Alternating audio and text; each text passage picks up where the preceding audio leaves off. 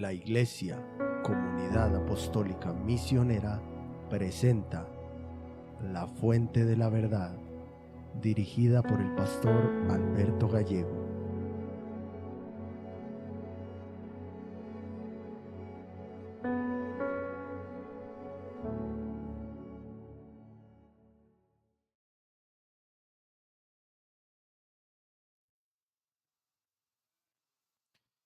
Hermanos, Dios los bendiga a todos.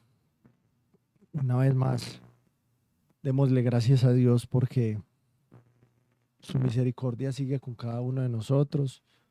Podemos ver cómo continuamos con la fuerza, con la vitalidad y sobre todo, hermanos, y no menos importante, con el deseo de crecer y de aprender más de la Escritura. Vamos a pedir la dirección en esta tarde para que lo que hablemos sea fructífero en nuestra vida, porque ese es el propósito con el cual Dios cada día habla nuestras vidas a través de la Escritura. Padre Dios, te damos gracias, Señor, por permitirnos, Señor, a través de tu misericordia, porque eres un Dios de misericordias, estar aquí una vez más, Señor. Porque por la gracia hoy somos salvos y hoy tenemos vida eterna, Señor. Gracias por tu palabra, porque a través de ella se da ese proceso, Señor, en el cual tú formas y moldeas nuestra vida de acuerdo al propósito y al plan que tú tienes con cada uno de nosotros.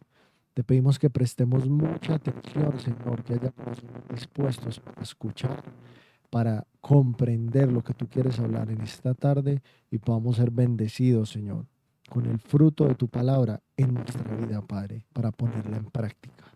Te damos toda la gloria y toda la honra y dejamos todo en tus manos, Señor. En Cristo Jesús. Amén. La semana pasada terminamos la primera parte de nuestro tema principal y hoy vamos a continuar con la segunda parte de este tema. Y para eso vamos a volver a la primera carta de Juan, la primera epístola de Juan, capítulo 2, versículo 16. Y dice: porque todo lo que hay en el mundo, los deseos de la carne, los deseos de los ojos y la vanagloria de la vida, no proviene del Padre, sino del mundo.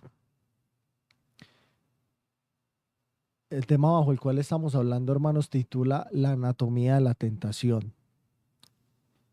Nosotros terminamos el programa anterior ejemplificando de la mejor manera dos de los aspectos que componen esa anatomía de la tentación, con los cuales a través de todos los años y todas las épocas el enemigo ha actuado, a través de los cuales el enemigo ha actuado y que al día de hoy, después de todo, aún sigue utilizando las mismas tácticas que le han dado resultado.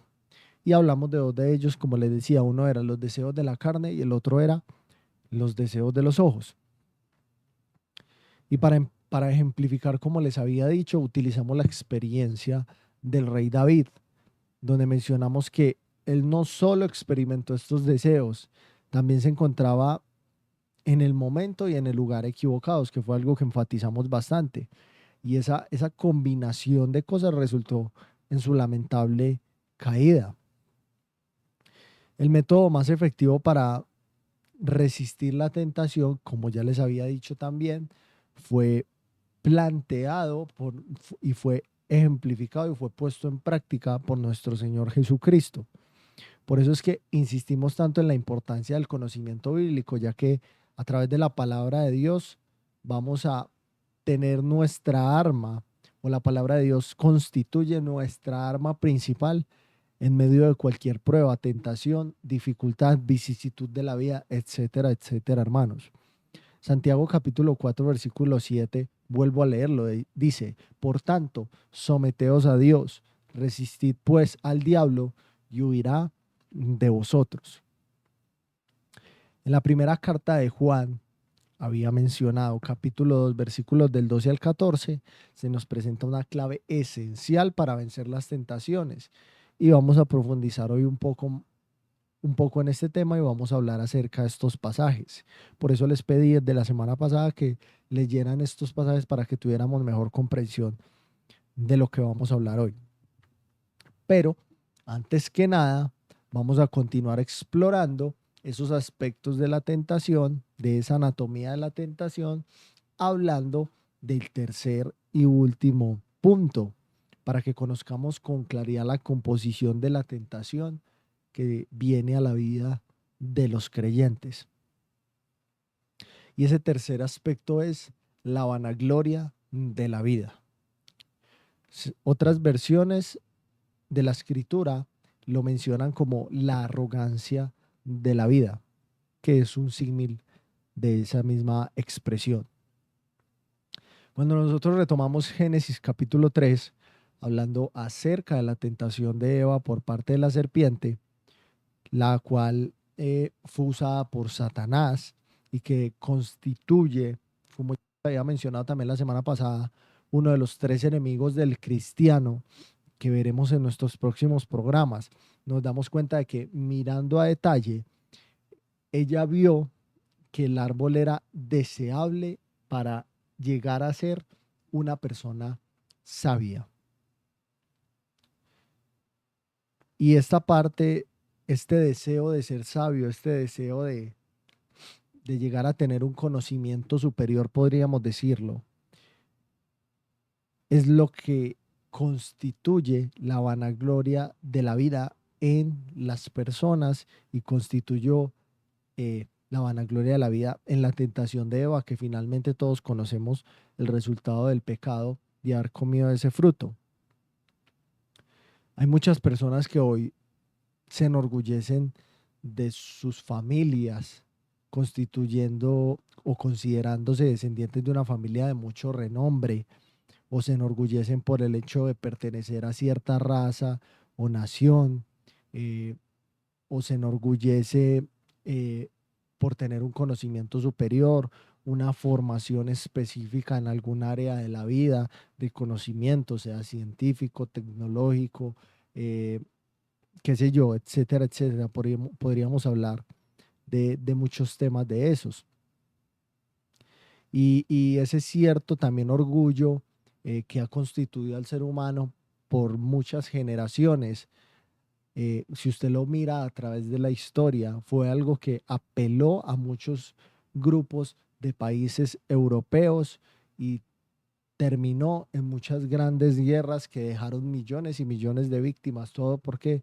Por el orgullo, por la vanagloria de la vida. Ese es el orgullo de la vida, hermanos, y es la pasión que de alguna manera nos hace sentir superiores a los demás. Sucede mucho, como les mencionaba, cuando una persona tiene un conocimiento específico, una formación profesional en algún área o tiene alguna habilidad específica que lo hace de alguna manera, es cierto, destacar entre otras personas, pero que esto lo afecta a tal punto que lo hace creerse superior a esas otras personas, hermanos. Incluso si nosotros miramos algunos círculos cristianos, dentro de las mismas iglesias hay algunas personas que se consideran en un nivel superior de santidad. En cierta ocasión, hermanos, un hombre se acercó a un predicador que daba sus mensajes a través de la radio, reconociendo la importancia y la criticidad de que las personas escucharan esos mensajes que ese hombre predicaba a través de la radio. Ese hombre inclusive llegó a dar un apoyo económico para ayudar a los gastos que generaba este programa, porque claramente no era nada económico estar ahí. Y ese hombre le dijo al predicador de la radio: yo conozco a mucha gente que escucha el programa y de verdad ellos lo necesitan. Pero luego de que le dijo eso, con mucha franqueza le expresó también: yo no escucho ese programa. Y la razón era que él creía que no lo necesitaba. ¿Por qué creía que no lo necesitaba? Porque pensaba que ya había alcanzado la cima, que estaba en un nivel superior donde ya sabía lo suficiente y que estos programas o estos mensajes no eran del nivel de santidad y superioridad espiritual que él tenía por encima de muchas otras personas. Este hombre pensaba que él estaba en un alto nivel de santidad y de madurez, pero cuando uno mira esa manera de pensar, cuando uno mira esa forma en que este hombre se expresaba y actuaba conforme a lo que expresaba, por supuesto demostraba todo lo contrario, era una persona demasiado inmadura, hermanos. Y con esto quiero también exhortar a que meditemos sobre las personas que predican o que nos dan un mensaje desde los altares, hermanos.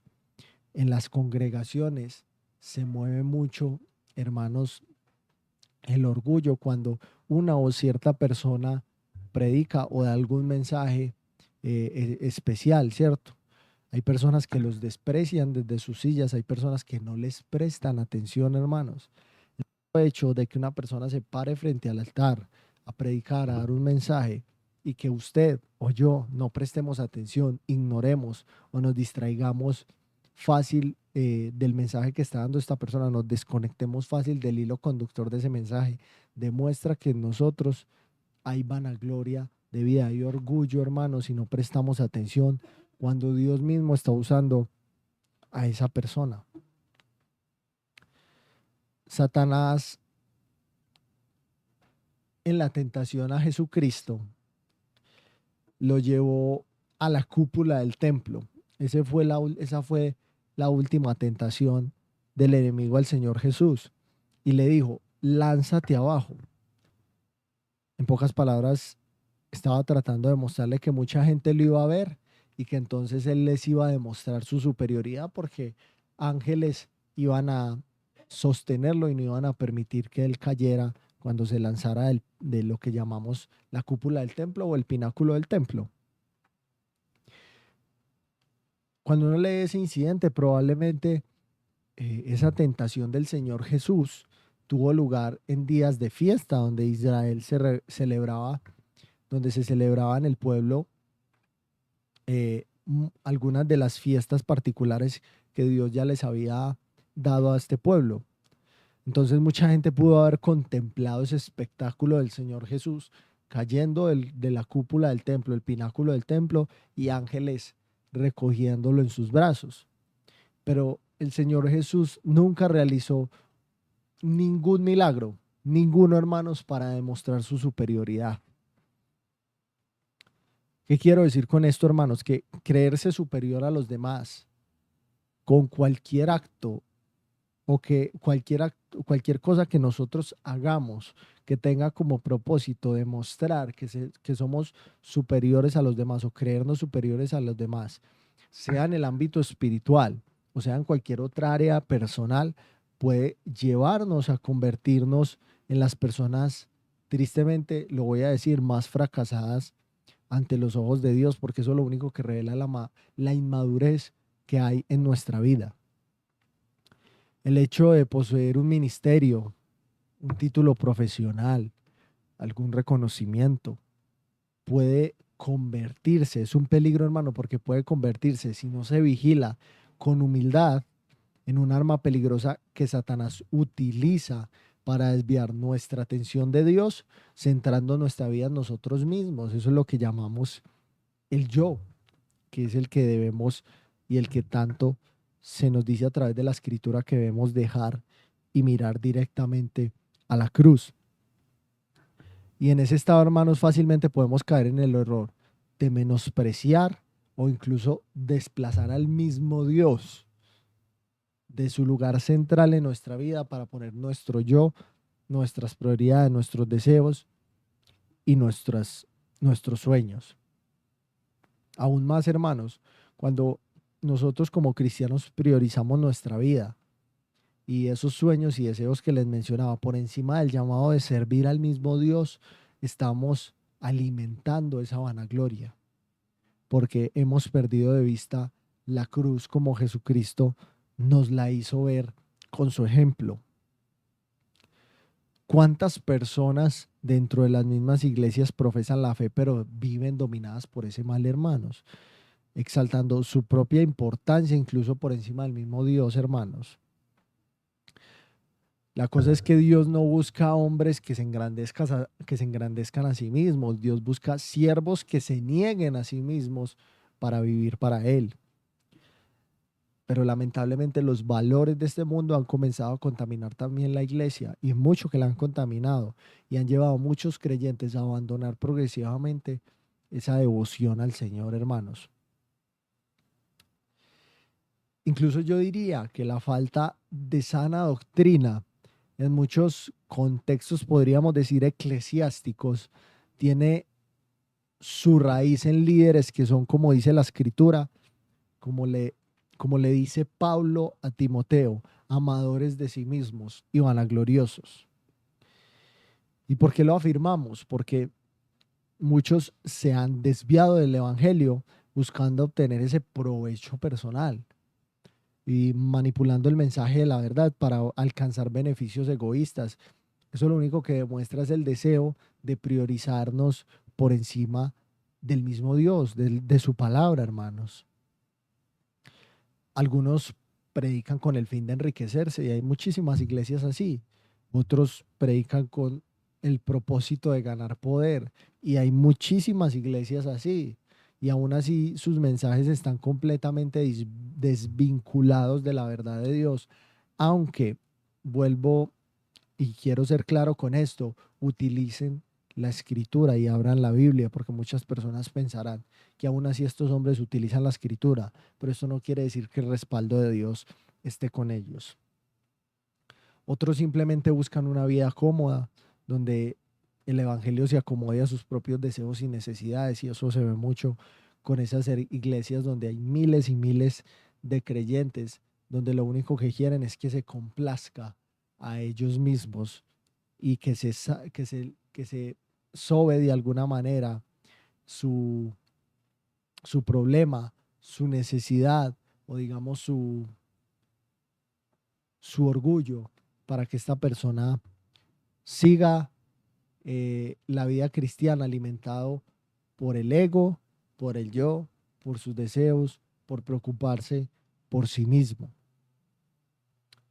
Entonces, ¿cómo podría yo llamar a todo esto? La vanagloria de la vida, una plaga que ha contaminado a muchos y que los mantiene atados al yo, en una sociedad que exalta al ser humano por encima de todo, disfrazando ese egocentrismo con palabras muy atractivas como el autoestima, el amor propio, pero que no son nada más que una exaltación encubierta del mismo orgullo del ser humano. Entonces, hermanos, esos fueron los, los tres llamados o tres apelaciones que el sistema de este mundo nos hace a usted y a mí para llevarnos a apartarnos de Dios. Pero cuando convertimos nosotros la satisfacción de nuestro cuerpo, de nuestra propia vida, nuestra meta, cuando queremos convertir la belleza a la belleza en esa meta, o incluso cuando intentamos convertir todo aquello que es religioso en nuestra meta o nuestro objetivo, acabamos teniendo un punto de vista equivocado y distorsionado de la vida cristiana y del caminar cristiano, hermanos, porque eso que yo les acabo de decir es exactamente lo que el mundo vive, lo que el mundo hace. El mundo vive para sí, porque ellos piensan que el día de mañana, después de la muerte, ya no habrá más.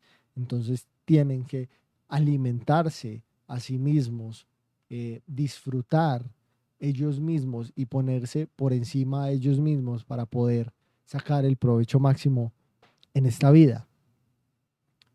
Entonces esos factores pertenecen al sistema de valores del mundo que nosotros conocemos y pueden llegar a convertirse en enemigos mortales del cristiano, porque es que Juan está hablando aquí del cristiano. Ese sistema de valores del mundo ya lo practican las personas del mundo, pero el cristiano no puede permitirse caer en este juego. A nosotros se nos ha dicho que no debemos amar estas cosas porque dice la Biblia que Dios mismo no las ama. Dice que Él tiene la intención de destruir el sistema, este sistema de valores algún día. Entonces la pregunta es, ¿cuál es entonces realmente nuestro enemigo? Y ya les había dado, podríamos llamarlo un abrebocas sobre este tema y que vamos a hablar, como les decía, en los próximos programas. Esos enemigos son tres: el mundo, la naturaleza carnal y el diablo. Esta fue la misma tentación que Satanás presentó ante Eva, como vemos en el Génesis, y ante el Señor Jesucristo, como lo vimos en Mateo desde la semana pasada. El enemigo de Dios no ha cambiado sus tácticas. Como les decía, Él nos va a presentar tanto a usted como a mí la misma tentación con la misma fuerza de atracción, hermanos, a través de esos enemigos. El mundo con su sistema de valores, la naturaleza carnal, que es la que mora en nosotros y es la que quiere siempre hacer su propia voluntad.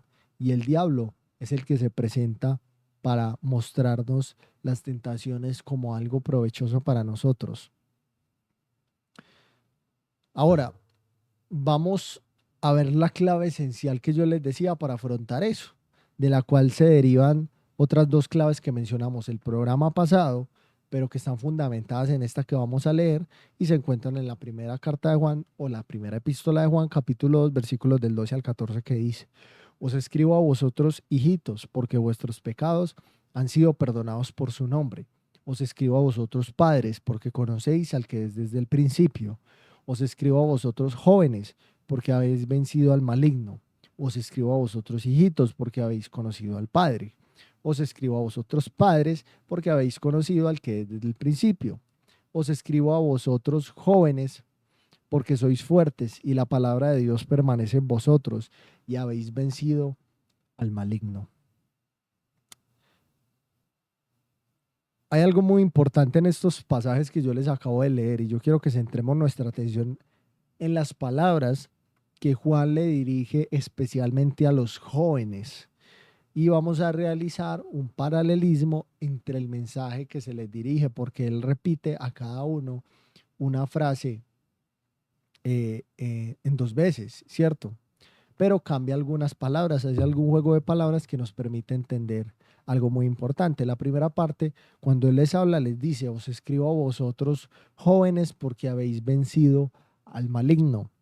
Y en la segunda le replica: os escribo a vosotros, jóvenes, porque sois fuertes y la palabra de Dios permanece en vosotros y habéis vencido al maligno. Inicialmente Juan reconoce que esas personas habían vencido al maligno, o sea, lo habían resistido y él había huido de ellos. Luego, en la segunda frase, él les explica por qué ellos habían vencido al maligno. Mejor dicho, nos explica a cada uno de nosotros como lectores por qué ellos habían vencido al maligno. Les dice: son fuertes. ¿Por qué son fuertes? Dice: porque la palabra de Dios permanece en ellos. En la carta a los Efesios, el capítulo 6, el apóstol Pablo presenta la armadura del cristiano y detalla cada una de sus partes y el arma ofensiva, según lo que dice ese capítulo de Efesios, el versículo 17, el arma ofensiva, o sea, la espada del cristiano, la menciona como la espada del Espíritu, dice que es la palabra de Dios. Si nosotros vamos a ser capaces de defendernos del enemigo a través, con la ayuda del Espíritu Santo, vamos a tener que poseer un muy buen conocimiento de la palabra de Dios. Eso es lo que nos está tratando de dar a entender, porque a través de la espada es que podemos atacar, podemos presentar defensa cuando vienen los ataques del enemigo. Y esa espada representa, según Efesios 6:17, la palabra de Dios. La razón por la cual tantos creyentes sucumben ante los pecados del sistema de valores de este mundo, hermanos, es porque no están estudiando la palabra de Dios, están lejos de la palabra de Dios. Y voy a ejemplificarlo de una manera sencilla. En el cuerpo físico nosotros nos alimentamos 3 veces al día porque necesitamos la comida física para adquirir fuerzas. De la misma manera, nosotros tenemos que ser conscientes de la importancia que tiene también el alimento espiritual para recibir las fuerzas que provienen del mismo Dios. Muchos piensan que por asistir a un estudio bíblico una vez por semana o de vez en cuando asistir a una iglesia, ya están activamente implicados en el camino que conduce a la santidad. Pero la palabra de Dios es como el alimento físico. Así como uno no puede alimentarse físicamente una vez a la semana, eh, porque lo que va a producir tarde o temprano es un decaimiento en nuestro cuerpo, en el ámbito espiritual sucede exactamente igual, hermanos. Por ese motivo es que nosotros insistimos programa a programa en este lugar en la necesidad de estudiar un poco más de la escritura todos los días.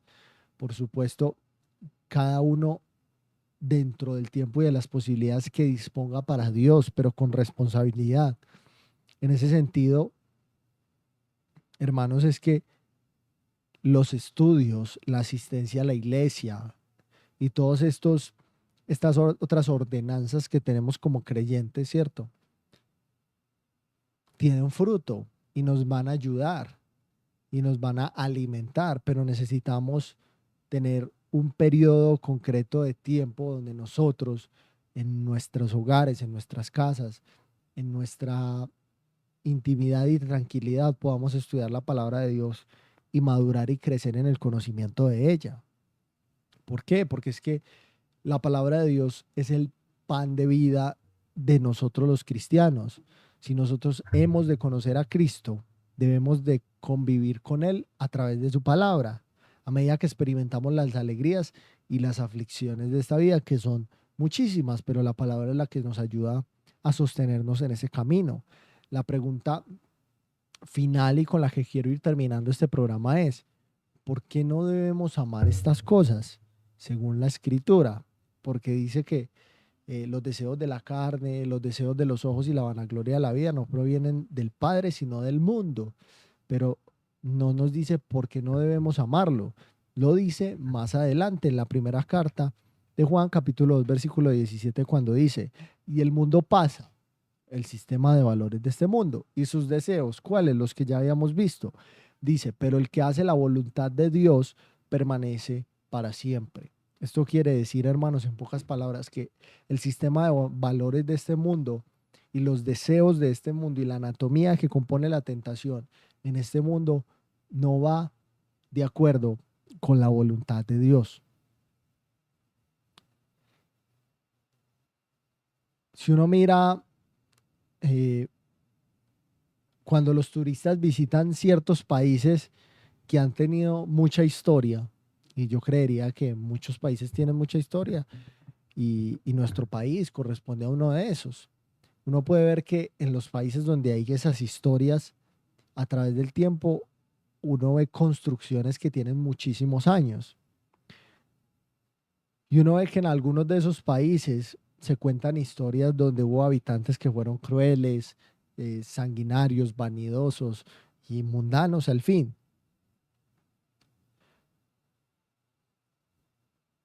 Cuenta una historia, hermanos, muy interesante, que en una ocasión un rey le arrebató a un sirviente o a un cardenal un palacio que el mismo cardenal o ese mismo sirviente había construido. Y ese indefenso anciano, antes de morir, pronunció unas palabras y dijo, si solo hubiera servido a mi Dios como he servido a mi rey, hoy no me encontraría en esta situación. El apóstol Juan dijo en este versículo 17, el mundo pasa. Y por eso les decía ahorita de los turistas, hermanos, y les comentaba y le hacía referencia a eso, porque cuántos derramamientos de sangre se han registrado a través de la historia a causa de justamente los deseos de la carne, la arrogancia de la vida y también la misma codicia de los ojos, hermanos, y que queda como recuerdo esos grandes monumentos con tantos años, hermanos, y con tantas cosas por contar, pero que tristemente traen muchos recuerdos que nos demuestran que verdaderamente el mundo pasa, porque eso ya sucedió, y que tristemente en ese tiempo lo único que hubo fue tentación en la tentación por la cual actuó el ser humano, y que lo único que trajo fue desastres y tragedias. Todos esos monumentos y palacios que reflejan tanta belleza y gloria de otros tiempos, pensamos pensamos en toda esa apariencia, en todo eso que logramos ver, y nos damos cuenta que todo eso quedó atrás. Y por eso es que Juan dice y especifica, y el mundo pasa. La pregunta es, ¿qué ha quedado de todos aquellos poderosos, vanagloriosos, codiciosos, hermanos, que trataron de controlar a su antojo en sus vidas a muchas personas y trataron de imponer su voluntad? Lo único que han quedado son restos, restos en tumbas, que lo único que nos demuestran es que el mundo pasa, vuelvo y repito, y como dice la escritura, los hombres viven una vez y después de la muerte viene el juicio de parte de Dios. Incluso si nosotros miramos hacia atrás para mirar aún nuestro propio pasado, de nuestra vida, de alguna manera nosotros quisiéramos como retroceder en el tiempo y recuperar muchas veces algo de fuerza o algo de literalmente, y valga la redundancia, de tiempo perdido de aquellos días, así como todas las acciones que pudimos desperdiciar o todas las malas decisiones que pudimos tomar, hermanos, y quisiéramos retroceder para recuperar fuerza, para hacer las cosas diferentes y para tratar de aprovechar el tiempo al máximo. ¿Y por qué quisiéramos hacer eso? Porque yo creo que todos hemos tenido ese pensamiento como creyentes, y es que quisiéramos utilizarlo hoy para darle la gloria a Dios, para el servicio de Dios, donde verdaderamente todo esto tiene provecho. Entonces yo diría que inclusive nosotros mismos como creyentes somos un ejemplo de que el mundo pasa. El ser humano es un ejemplo vivo de que el mundo pasa. Y luego dice, y sus deseos, y todo lo que hicimos, todo lo que llegamos a hacer o todo lo que el mundo hace, que va en los deseos de la carne, en los deseos de los ojos y la vanagloria de la vida, pasa, hermanos. Nuestro cuerpo, nuestro mismo cuerpo se va yendo lentamente cada día hacia la tumba, hermanos. Cada día lo único que tenemos cuando nos levantamos es que nuestro cuerpo ha envejecido un poco más. Lo único que tenemos los seres humanos seguro es la muerte, hermanos. Como seres humanos, como hombres carnales, hermanos, en este cuerpo físico. Pero nuestra alma no muere. Entonces, las preguntas para terminar es, ¿qué vamos a hacer al respecto? ¿Cómo vamos a responder ante esa anatomía de la tentación que quiere destruirnos como creyentes y que quiere apartarnos de la voluntad de Dios? Nosotros tenemos todo en nuestras manos para poder, como dice Juan en el capítulo 17, el que hace la voluntad de Dios permanece para siempre. Tenemos todo en nuestras manos, el Espíritu Santo que mora en nosotros, la Escritura, todos tenemos un ejemplar de la Escritura y tenemos acceso a ella fácilmente. Y tercero, tenemos el arrepentimiento genuino, hermanos, para que cuando fallemos, porque indudablemente nosotros no somos infalibles, y caminemos cada día mejor con Dios y nos consagremos verdaderamente a nuestro Dios. Yo espero que este mensaje nos haya servido, hermanos, que este mensaje un poco largo, hermano, un poco extenso, pero de verdad que era necesario que lo escucháramos y que aprendiéramos de él, y podríamos hablar muchísimo más, pero para eso lo invito a que usted siga estudiando este capítulo 2 de la primera carta de Juan, para que pueda sacar mucho más provecho y pueda darle la gloria a Dios a través de su vida, con una verdadera adoración a través de la obediencia. Vamos a orar. Padre Celestial, te damos muchas gracias, Señor, por tu palabra. Gracias por tu misericordia. Gracias por permitirnos comprender las maravillas de tu palabra, los tesoros que hay en ella, Señor. Que saquemos provecho de lo que ella nos enseña, Señor. Que saquemos provecho de lo que ella nos muestra cada día para que vivamos la vida mejor, Señor. Caminemos mejor y cada día permitamos que tú cumplas tu propósito, tu plan en cada uno de nosotros en esta tierra, para que algún día vayamos a la eternidad, Señor, y partamos a la eternidad con orgullo, Señor, en Cristo Jesús, de que servimos con humildad, servimos con entrega, Señor, y que nos sometimos a ti para que el diablo huyera de nosotros, Señor, y cumplimos cada día con tu voluntad, Padre, y nos permitimos que tú nos madurara, nos santificaras a través del Espíritu Santo, Señor, y pudiéramos crecer en este camino de la vida cristiana. Yo bendigo a cada una de las personas que nos escucha, te doy gracias por sus vidas y te pido que tu palabra dé fruto, Señor, que estos mensajes den fruto en sus vidas, Padre, y estemos atentos porque el enemigo está atento buscando a quien devorar, Padre. Toda la gloria y la honra sea para ti, Señor, en el nombre de Jesús. Amén y amén. Hermanos, Dios los bendiga y Dios los guarde a todos.